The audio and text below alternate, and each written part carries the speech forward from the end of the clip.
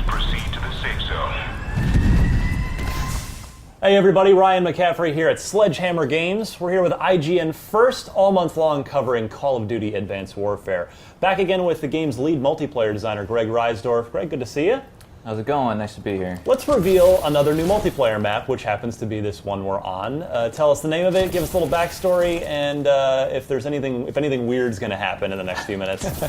So this map here is called Recovery, and so Recovery is taking place in Hawaii, in between or on a volcano, and it basically happens on two sides of a volcano. It's a good place to put a multiplayer map, right on a volcano. Why not? I mean, this works. And so the unique feature about this map is halfway through the map, an event will occur, and that event is basically the volcano starts to erupt, and volcanic gas and everything else starts to cover this half of the map that we're in right now, and you essentially evacuate to the other half of the map. So let's take a quick walk. We've got 1 minute until that happens. Let's give us a tour of this half of the map. What are any maybe choke points we should be looking for, key jumps, any of that sort of thing that can help us kick some ass come November? So right here is a pretty big key one. If you can make this across, it's kind of hidden in a little bit, but you kind of come through this observatory, this telescope kind of mechanical area, and this is like a hot spot right here on top of this roof. There's tons of action that's always going to occur here. It's great lines of sight going across big pretty visibility much the map. around a lot of area here. Yeah, and then you can also cover. You can kind of hop out here and cover. Oh, there we go. Gonna start the event a little bit. Volcanic activity detected. Please With evacuate. these, so the arrows, I guess, are telling us to get out of here. Follow the arrows to safety. I'm gonna go the wrong way here and just take a look at like some of these large chunks coming in. But yeah, so now the idea is to basically just get out. And so what this does is this creates some crazy choke points. Do you feel like Pierce Brosnan right now? I feel like that every day. But you know, there's some.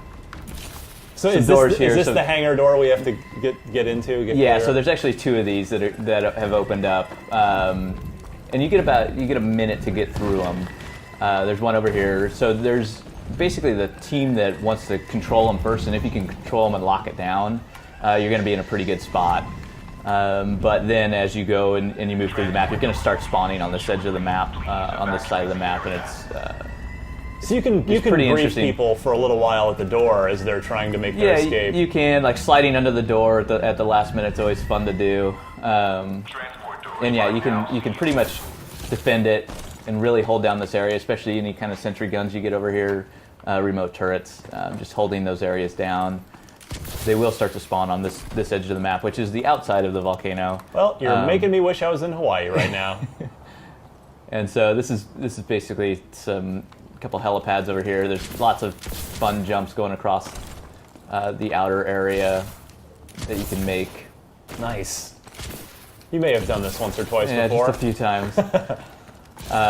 It seems like the map changes a bit from mid match from after the event happens, from a little bit more contained, narrower corridors to this seems to much more wide open.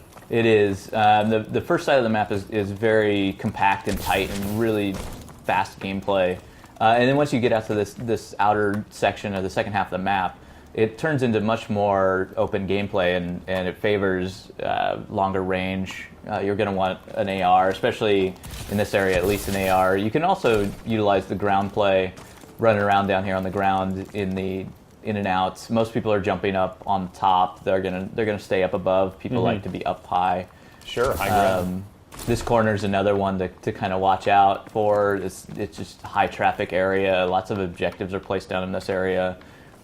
People just moving across, but it's also pretty wide open. You get a nice feel for what everything else is. All the other paths kind of coming through here.